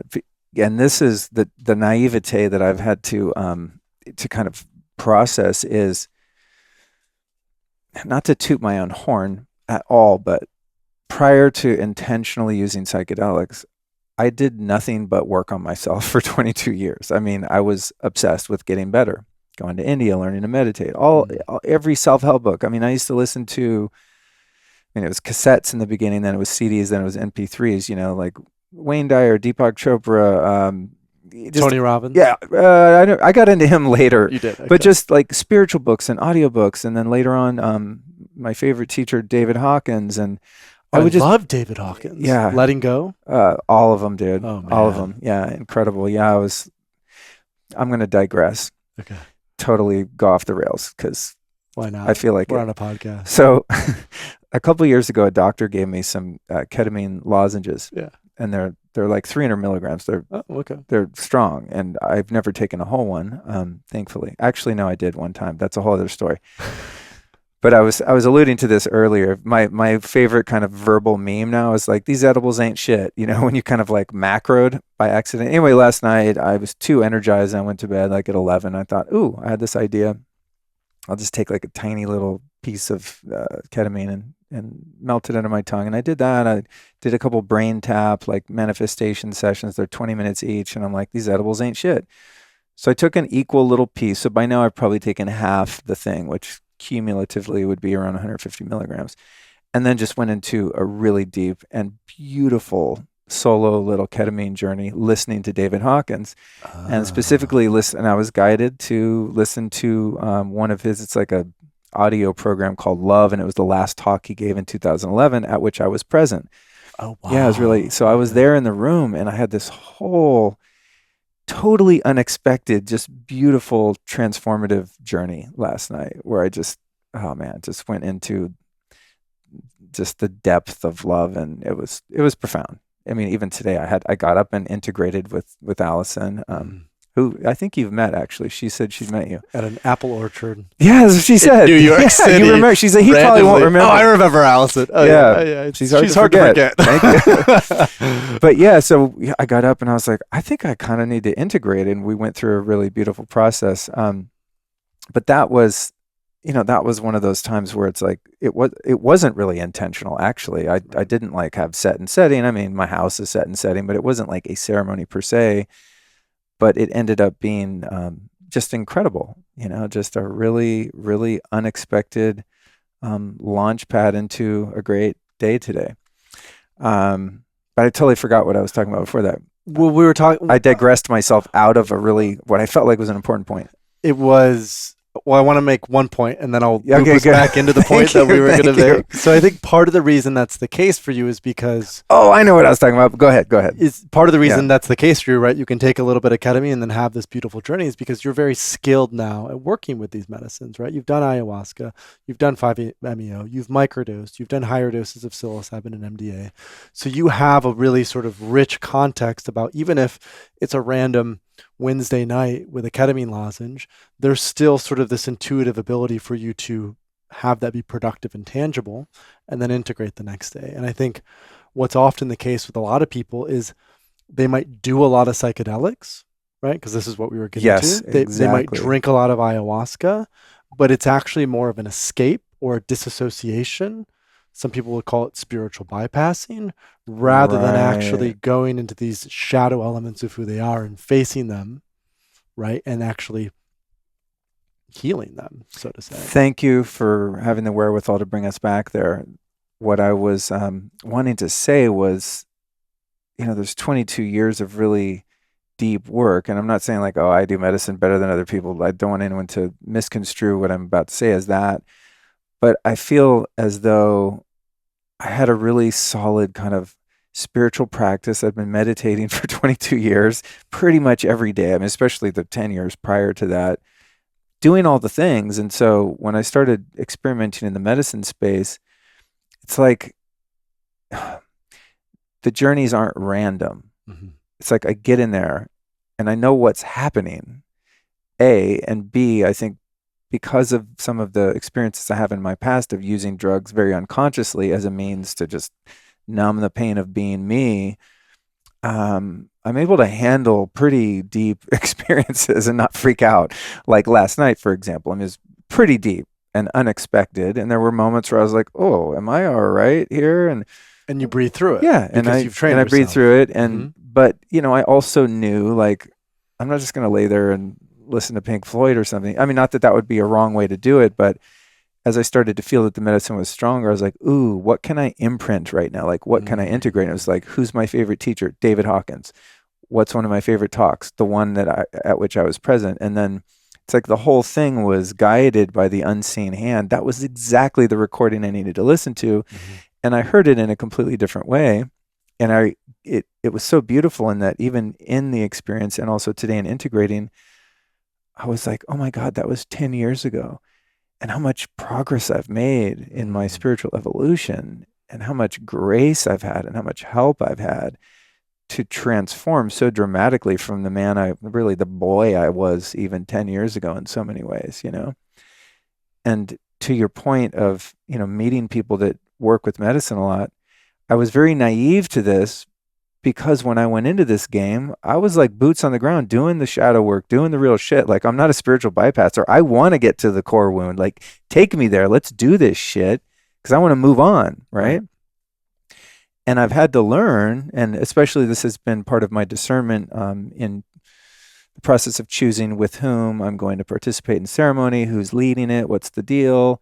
Allison's, got a lot more built-in discernment, I think, in that realm, being a shaman herself and whatnot. But I was shocked when I started to meet people that even serve medicine, and this is not a judgment; it's an observation of a seeming reality that their moral character is very faulty.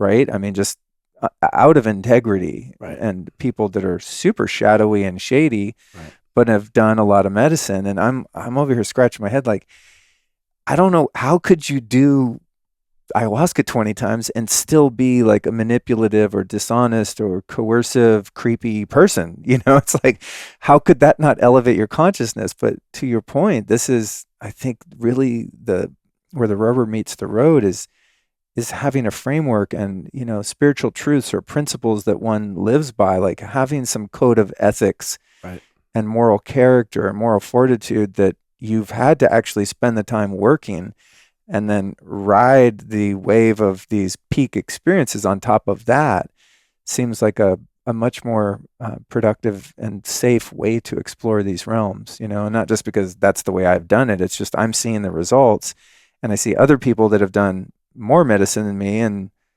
they don't seem to have the same results, And again, it's not a judgment. It's not like a higher level of consciousness is better than a lower one. It's just contrast. It's just different, right? It's like, I like chocolate and vanilla, right? But yeah, anyway. So to those listening, like be careful who you go sit with, because I've heard some really, secondhand stories of like weird shit happening with people who are like medicine people. And I've heard firsthand stories, many firsthand stories. And I think this speaks to one of the biggest concerns of even the growth of interest in psychedelics is, who do I go sit with? How do I know that I can trust that person?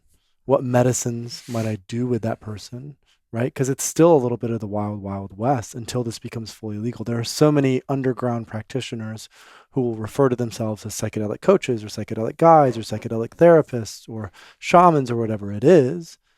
But there's no real clear way to vet and verify that in some ways, right? And I think the only way is to like talk to someone who's actually gone that and sat you with trust, them, right? Who has gone and sat like with I them don't and been recommend with them. anyone I've sat with unless I've been there. Then I'll vouch for them.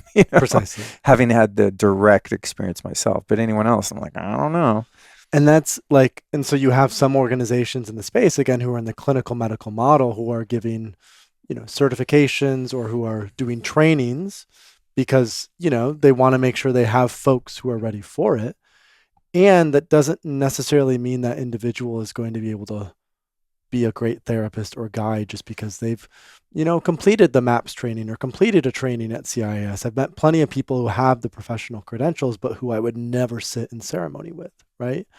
So this is a tricky gray area as the psychedelic space grows, because the biggest tail risk, so to say, of the growth of interest in psychedelics is when you only have, let's say 10,000 people who are actively doing psychedelics and you have maybe 10 experiences that don't go so well. That's not as big of a deal.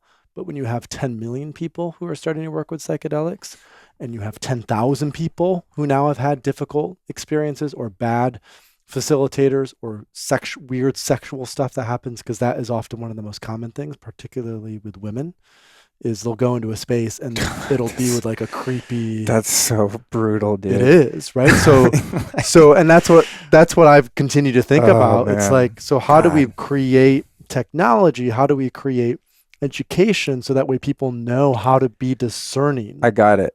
We need a Yelp for facilitators. But then you have to have legality. Yeah, this is really, really good stuff to cover, because I'm just thinking about the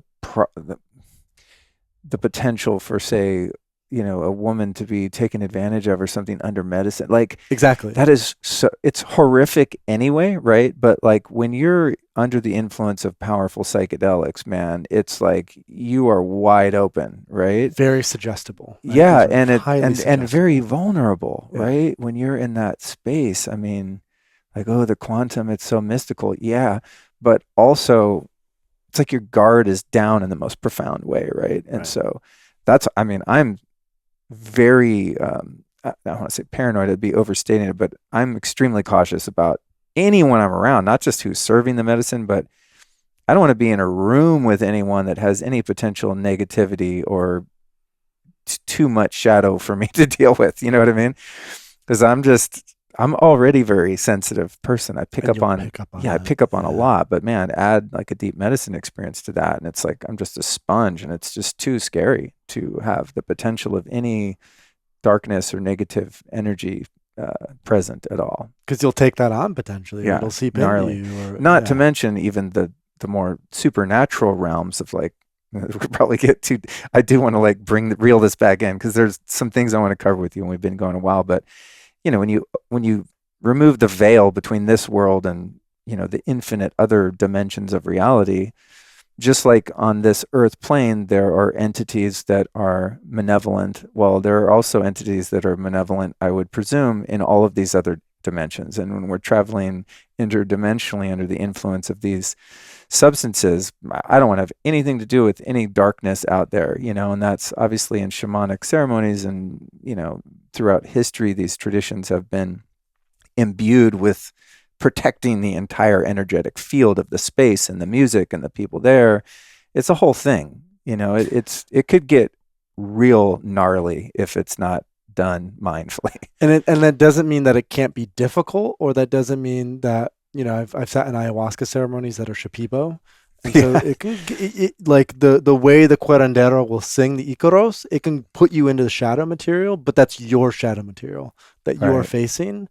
It's different to have other dark, like you're saying, malevolent forces that you're open to. And so anyway, gets to the point of the circle, the ceremony has to be tightly held. And the facilitators, the guides, the shamans, the healers, who are great at what they do, know precisely how to do that. Yeah, exactly. I remember the first time I sat with ayahuasca. Afterward, I was chatting. I was still kind of in it, but after the depth of the experience had subsided, I went up and started chatting with her, and I was just so fascinated with her. I was like, "You do this all the time?" She's like, "Yeah, this is my life." I'm like, how do you guys like manage the energetics of it? And she's like, well, I've been drinking ayahuasca all day before you guys came in. And I was like, wait, hold up. I was like, you're on it too? Because dude, they're like helping people out and they're very cognizant and capable. And I'm like on the mat, just like, ah. And she's like, what do you think, dude? Like, she goes, how do you think we create the grid? Uh, I was like, oh, you're the architect weaving of, all that yeah, the together in the- architect of the grid, right? Yeah. And I was like, oh. Then I almost thought, how could you not be, right? But of course, many facilitators don't use medicine while the others are. But anyway, I do want to jump back here a little bit Okay. to the microdosing. And also I want to let everyone know, it's probably like 10 o'clock. I knew this is We going to could be go till 10 o'clock. I knew this is going to be a good conversation Yeah. because it's so much, and I just love what you're doing. You're such a fun dude. Excellent. But and also people can find the show notes for this at lukestory.com/third wave, because we're probably going to talk about some practical things right here that you want to look up and go to your site, and we might reference other people. So all the show notes, lukestory.com/third wave. Click on them on your podcast app if you can't remember that. But Is that a thing now? You can click it Yeah. on the podcast? yeah, all app? the links are in the pod, most like on Overcast and the Apple podcast app. Yeah, you can click on the links. Oh, I'm behind. Okay. Mhm. Gotta do that. So I just put everything behind one hyperlink, lukestory.com/third wave, so that they can just get access to them all. Because people ask, what was that thing you said? But, and I'm that way when I listen to podcasts. I'm like, rewind, wait, what? And I write it down. It's like, it's annoying. So I just like everything to be clickable.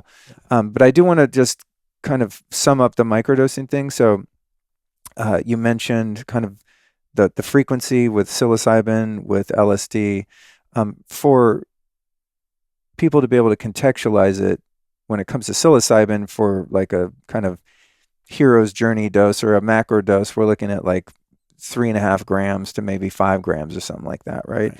So to give people an understanding, when you're talking about 100 to 200 milligrams, that's like 1 or 2/10 of a gram, which is minuscule compared to the psychoactive. Correct. And then with LSD, you mentioned 10 micrograms to 15 micrograms, a whole hit of acid being 100, right? So if you take a true microdose, imperceivable dose of LSD, you're taking 1/10. Would that be 1/10? About 1/10. Okay, 1/10 of a hit of acid. Yeah. What about San Pedro? Because when I took San Pedro, which has only been once, and it was phenomenal. I mean, I don't know how, it was like 2 massive tablespoons, and then a couple hours later, it was, I felt like it was a lot of material. If one is using that in a sub-perceptual dose, what's a San Pedro microdose look like? That's a great question that I don't know the answer. Let's find off out. the top of my head, and I want to get some. we do have. You can go to your local Home Depot and get San Pedro. Oh, that's right. Right? You can grow it, but you just can't eat it legally, right? But we have a guide to microdosing San Pedro on Third Wave, so we can link to that in the show notes, cool. and that'll have all the. I think I'm going to just tell people, just go to. I mean, your site has everything. I was on there today, and I'm like, damn, bro, the content on there is super solid. Kudos to that. I wanted to ask you about something with microdosing. Have you microdosed Kanna? I have not. Kanna. I know of Kanna, but I haven't Bro, microdosed it. I'm going to give my friends now, the partners Ryan and Phoebe, a plug. They have a company called. I love Ryan and Phoebe. You know them? Oh yeah, Hearthstone Collective. Yeah, and they just put out a product which is, it's like some other adaptogenic herbs in a capsule with Kanna. Dude, incredible. Oh, like mood booster, nootropic, completely rad, awesome. I've had it with psilocybin before, and it's a real heart opener. Yes, I think Kanna's from South Africa. It is, and it's legal here in the States. So it's super a cool. Really great heart opener. Super cool. I know, and a couple times I've done a full journey dose of it, and it can be strong, son. Really? Yeah. I liken it to, I don't enjoy MDMA. I don't know why they call it ecstasy. I think that makes me feel like shit. I'm not into it. I don't know. Call me crazy. I've been to like small gatherings and they're doing like maps, like legit pharmaceutical, pure MDMA. And I'm like, oh, maybe it'll be different this time. I'm like, no, I hate this stuff. But there are like, there's slivers of like moments where I'm like, ooh, this feels nice. But then it goes away and I get all moody and weird. Kanna is like really strong MDMA without any like destabilizing mood. It's like a very solid heart opening without a lot of fluctuation. It's just full on until it's not. I think that's the thing with MDMA. It's just like, I'm like, God, really? like how many hours am I going to lay You're here trying trying to go to to bed. Yeah. And you're like grinding your jaw. Yeah, I think it reminds me of crystal meth in that way, and I guess Okay. for those, some of those molecules need a bit of a amphetamine to kind of activate it and make it work, as I understand it. And so maybe that's what it is. But I always hated crystal meth. I still did it, but I didn't like it. I just did it because I had to do something. So the Kana, It's a kind of- Hearthstone Collective, highly Yeah. recommended. We'll link to that in the show notes. And then, have you ever heard of anyone like microdosing MDMA or 2CB or any of these other more novel substances? So what we usually say is do not microdose MDMA, because MDMA, if done often, can create neurotoxicity, and it also can create issues with your heart valve, the 2B or something, H2B heart valve. And so we say if you're looking to work with MDMA, keep it limited to these higher dose sessions, 100 to 120 milligrams within a container that's intentional, but do not microdose with it because it's also slightly addictive. It's the same with ketamine. There are a lot more people now microdosing ketamine, and I would hesitate to support that in any way because ketamine can also be addictive. And so if you start taking these low doses of ketamine consistently, you might become somewhat reliant on it. The classic psychedelics, LSD, psilocybin, San Pedro, iboga, ayahuasca, DMT even. I've microdosed DMT before, NN, DMT, not 5-MeO, but NN. All of them are anti-addictive, so you can't become physically dependent. That's not the case with ketamine and MDMA. Thank you for issuing that warning, because someone was telling me the other day, I was like, I've had some ketamine in my drawer. Just forget about it. It's not really a thing, And I've also had the nasal sprays, and they were like, "Oh man, so many people in Austin are like addicted to ketamine. They have the spray, the nasal spray in their pocket, and they're at a party." I'm like, "Ew!" Like, this is no offense, but I can't imagine trying to recreationally or socially use ketamine. That is the weirdest thing to me. It's like a late night 2 a.m. thing I don't if get you're it. out, but definitely don't be drinking alcohol if you're also doing ketamine. I don't get it. But so I didn't know that, but I've talked about it favorably before on the show. Like, and in higher doses, it's great. Like I've done Yeah. ketamine lozenges. I've done ketamine rectally for body work. Phenomenal. Like so good. Suppositories? Yeah, Yeah. Well, it's kind of like a goop. Oh, You had okay. a syringe that you. Oh, okay, got it. But all the same, like ketamine can be really great. But again, it's like 1 to 2 times a month. Microdosing ketamine, I can't support. Yeah, anyway. I think that would be a bad idea. Okay, well, I think that covers that, except the elephant in the room of all questions, and this is the number one question I get from people about this is like, where can I get this stuff? The legality is so tricky, and some people like you and I have some ideas on how that could be facilitated, but I'm not going to answer someone's Instagram DM and be like, here's my guy's number to get some microdose mushroom. You know what I mean? Yeah. It's just weird. And I'm like, I don't want to give people my personal number per se either. No. If I look at their profile, I'm like, they're not a narc. But still, like, I don't necessarily want to open up a communication line with someone that I don't know, especially around that. So, I mean, what's the deal with, like, how do people get access when they want to intentionally play around with microdosing? So this is the biggest problem that we have at Third Wave as well, in terms of like people reaching out and being like, hey, I really want to start microdosing, or I want to work with these compounds, but like I can't source them, I can't get them. It's obviously different for you and I because our circles and the people that we run with. Yeah, we hang around a bunch of ebbies. It's pretty easy to get, but for the average everyday person who's new to this space, it's tricky. So what we've done at Third Wave is we're probably, by the time this podcast is live, we will have a sourcing guide that is available on our website. So we have a free one right now. We'll roll out a much more comprehensive one that helps people to navigate if they want to source, or if they're going to source, how to do so safely and how to make sure that they're getting the right compounds or the right substances to microdose with. So, just briefly off the top of my head, LSD. Regular LSD is very difficult to come by, but there's a compound called 1P LSD that is a precursor to LSD. So if you take 1P LSD, your body turns it into LSD. Because it's a new compound, you can buy it with cryptocurrency in Canada. Oh, wow. So you can actually put in an order. It's for research purposes only, but they will ship it to your home. So for LSD, that's typically the direction that we will point. For psilocybin, what we have coming out at Third Wave is we're selling out a grow kit and a grow course. So to make it much more easy and accessible for people to grow their own mushrooms. So we have this little grow kit. It comes in, you spray some water on it, put in the spores, put it in a closet, check it, make sure no mold gets in. And within 6 weeks, you'll have a mushroom flush and you can microdose with those mushrooms. And it comes with a course to teach you actually how to use Dude, amazing. the grow kit to how to do it. So that makes it Amazing. more accessible. If any listeners are in Canada, it's really easy nowadays to find suppliers in Canada. So there's probably like 20 different microdosing suppliers that are out of Vancouver. So you can actually just purchase it online and they'll ship it to your home. Also in the States, that's starting to happen, but it's not quite there yet. But there are a lot of, companies in Venice or companies in Austin that are starting to be more public about it. And again, we outline a lot of this context and details in that sourcing guide we put together. I think those are the best places to start with LSD and psilocybin. MDMA, I'm not going to get too much into just because it's MDMA. But with ketamine is legal, right? It's medically available.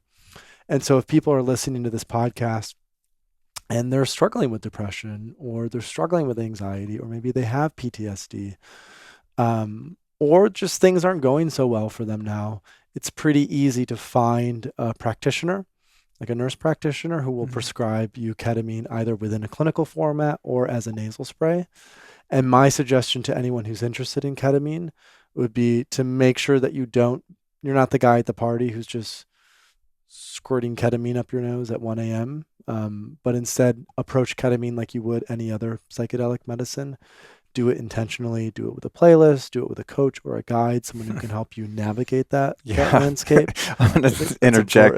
The playlist with ketamine is really important. Oh my gosh. Niels Fromm is my I favorite. had one time, the time that I kind of accidentally took 300 milligrams, which is not, unheard of, but I didn't know.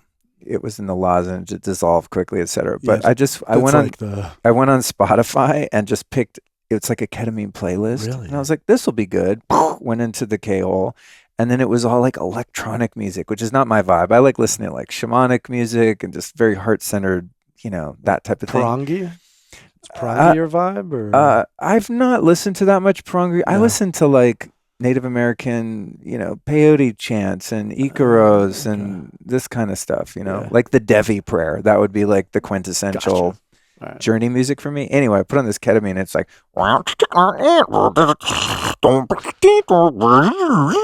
just not even club music, just the weirdest music. And that actually kind of made it colored the experience a bit darkly. Yeah. Because it was just so inorganic and mechanical and weird. And oh God, so playlist crucial. My recommendation is Niels Fromm. Niels Fromm. Okay. Niels Fromm is phenomenal. He's a Danish musician. I've heard of composition. This. Yeah. Dude, listen to All Melody. Okay. With ketamine next time on the lozenge, you will be blown away. Done deal. It's phenomenal. Okay. That's really great information. I think that's a very sane approach and very resourceful, the stuff that you just recommended. Now, for macro journeys, and then we'll wrap it up. I know we still have another podcast to do, but I'm just having so much fun. For macro journeys, obviously the legality is an issue, and also finding qualified, safe facilitator, shaman, etc. So psychedelic tourism is now huge. You mentioned that you have something like this going in the Netherlands. I co-founded something like this. Yeah. So, and I know you have a directory on your site, so you don't need to list like the 30 spots, but what's kind of happening in the psychedelic tourism space and retreats, and also where do you see that going? What might someone want to look for or look to avoid if they're seeking to, leave the country they're in order to find something like this? So there are a number of places, jurisdictions where this is legal. So psilocybin is legal in the Netherlands. It's legal in Jamaica. Those are the two major ones. So we started synthesis in the Netherlands. Retreats are on and off just because of the COVID situation over there. Europe is a clusterfuck. Yeah. So it's a little tricky to navigate that. But there are many other retreat centers in Jamaica. And again, we have a list of those in the directory. There's probably 3 to 5 that are good. There's also a few in Mexico as well. There's a lot of ayahuasca retreats in Costa Rica and in Peru and Brazil, Colombia, Bolivia, right? I think the one that I would highly recommend is Soltara in Yeah, Costa Rica. same. I love Soltara, as Yeah. well as the Temple of the Way of Light in Peru. That's another really good one that uses the Shipibo tradition. And I would say the thing to look for, or some of the things to look for if exploring potentially going to a retreat center, is first of all asking what's your intention in going to the retreat center. If you're someone who has PTSD, clinical depression, if you're struggling with addiction, alcoholism, any of that, you want to make sure that you pick a retreat center that is able to handle that. There are some retreat centers that are just coaches and facilitators, but they don't have clinical support. And if you need clinical support, you want to go to a retreat center that offers that has a nurse or a physician or some other medical person on staff, just to ensure that you are fully supported. Because again, with deep trauma and ayahuasca, it can get messy. There's some real shit that can come up, and you want to make sure that you're being held and supported by a team and a group of people who have done this for a long time. And I would say that's the second thing to look for is longevity. Who has been doing this for a considerable period of time, who really knows what they're doing. It's interesting because in the scope of things, a lot of these retreat centers have not been open that long because this is still fairly new. Like we started Synthesis in 2018, so just over 3.5 years ago. Soltara's only been going for maybe 2 to 3 years. Temple of the Way of Light a little longer, maybe 10 years or so.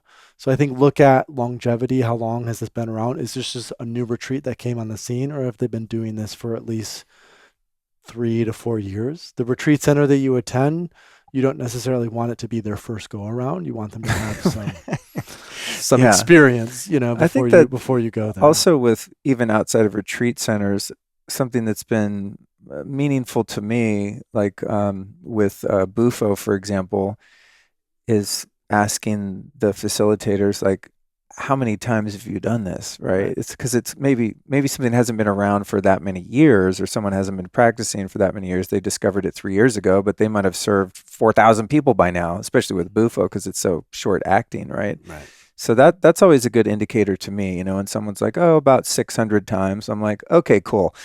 Chances are, if shit goes sideways, you're going to understand how to handle it, and I'm going to be safe, and that the energy grid is going to be clean and stuff like that. Yeah. And then the last thing would be group size. What and sort of group type.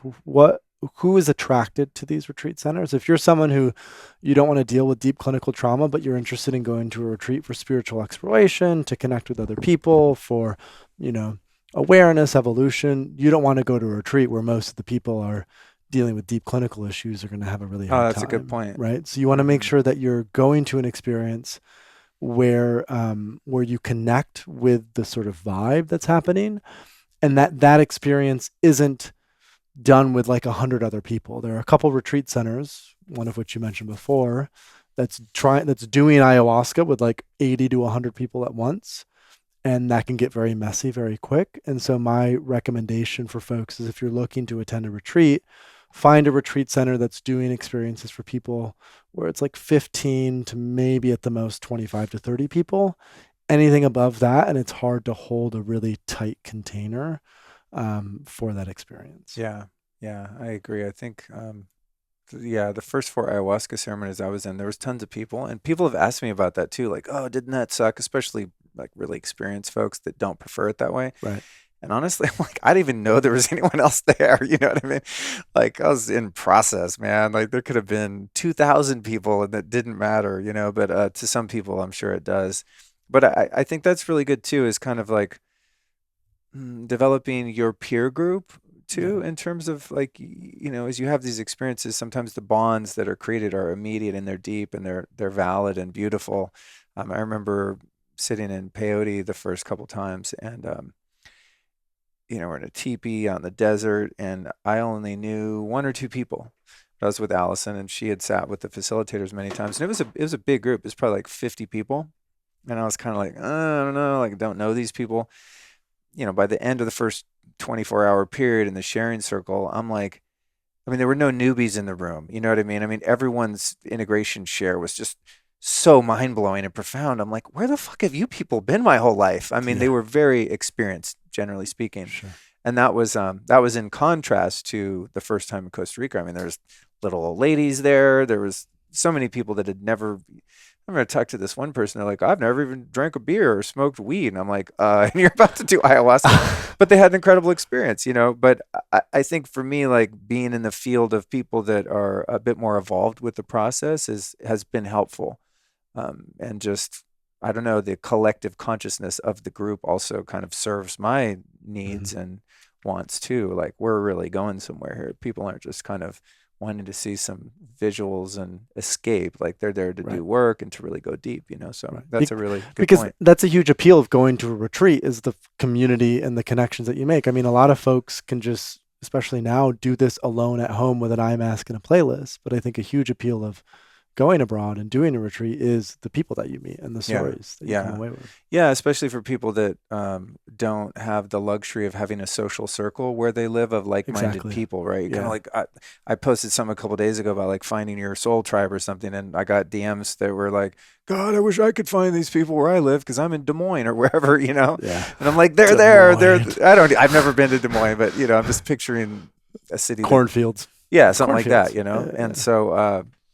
so that's a really good point is finding your tribe. And on the microdosing source locating, that's typically what I tell people is like start going to breathwork classes. That's what we say as well. Yeah. You know, find the local like ice bath and sauna, red light, biohacking center. You're going to find people that are kind of into the same stuff. And there's a lot of just local psychedelic societies as well now. And that's cool. In LA or in New York or in wherever, right? Groups who are doing weekly or monthly talks or meetups or events around psychedelics as well. So that's also like your biggest urban city, just type in Axe Psychedelic Society and there's very likely that reminds me, I went to see the I think it's called Fantastic Fungi movie, which is phenomenal. I went to see it in the theater in Pasadena, and on the way out, some guy's like, psst, and hands me a card, and it's like, interested in microdosing? Call this number.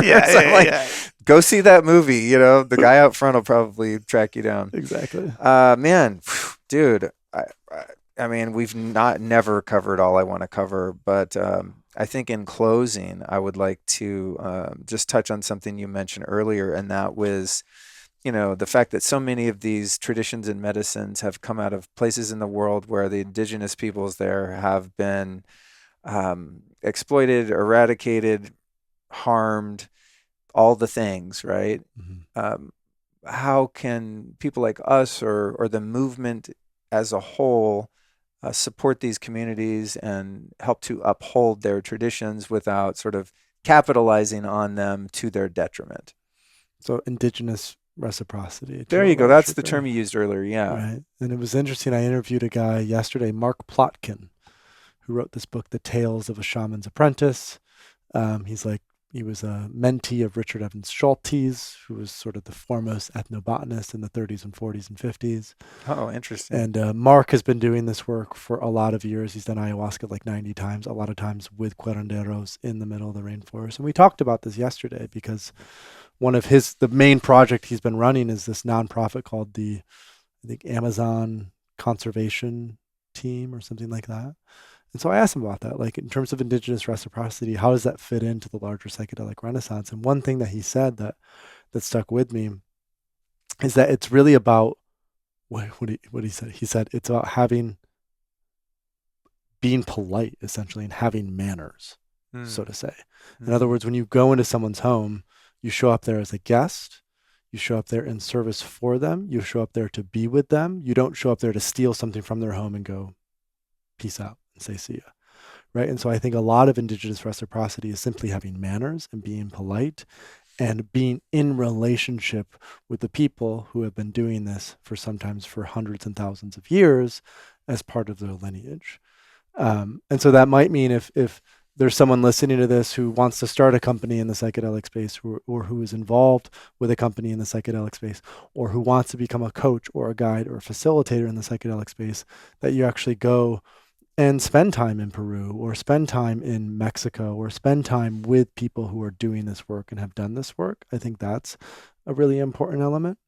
And I think the other thing is recognizing that, you know, there's a lot of stuff going on in the psychedelic space as it relates to trying to patent psilocybin, for example, and recognizing that going back to the story that we touched on earlier in our conversation about how when I had my first acid experiences, it sort of tapped me into this archaic biological truth of who I am, right? When we have relationships with a mushroom or with ayahuasca or some of these plants of the gods, we're tapping into an intelligence that is ancient, right? And so honoring that and respecting that and having reverence for that and not trying to synthesize the psilocybin out of it and not trying to patent it and corporatize it for profit and shareholder gain, I think keep psychedelics in a medicinal framework and ensure that if you use them, you do so with reverence in ceremony, with preparation, support, integration,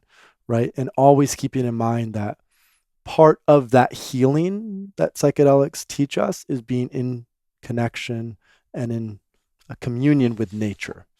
And the people who know how to do that best are those who have been doing this, who are indigenous.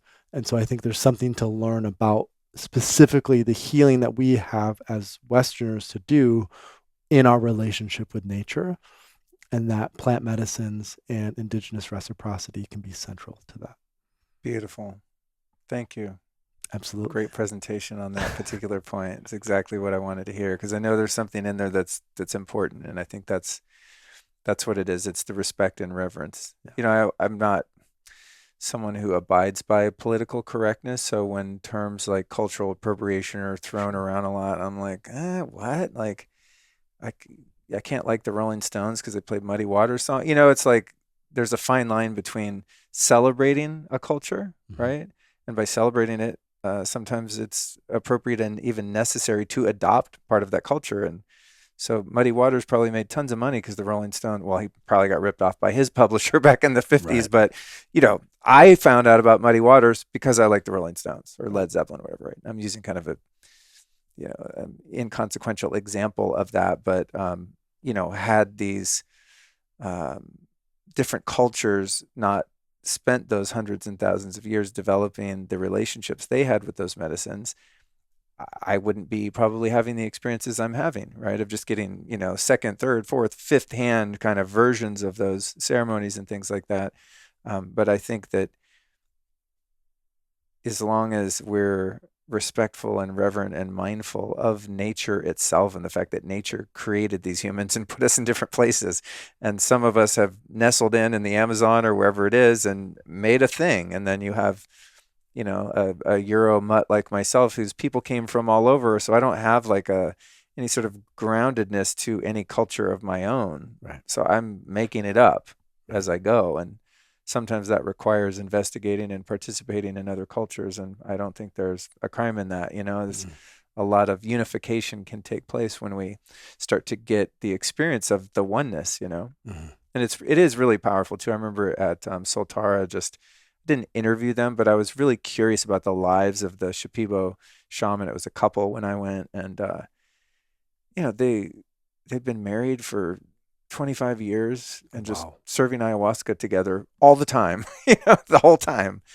I'm just like, I just want to go inside their head and just see what they see. It's just incredible. The lineage and the way they speak about medicine and spirit, it's like watching a movie. Like, I've seen people talk about things that way, oh, did you hear the wind, or look at that leaf, or, a spirit animal appears in these kind of things, and it's like, God, I wish I could have that type of relationship with the natural world and be integrated into the cosmos in that way. And how do you learn how to do that? Well, you have to spend time with those people and got to do the things they do, right, in your own way. So, so thank you for that. I think it's super important. And, also to just preserve the land and the life ways of people that didn't choose to have their shit fucked up. You know what I mean?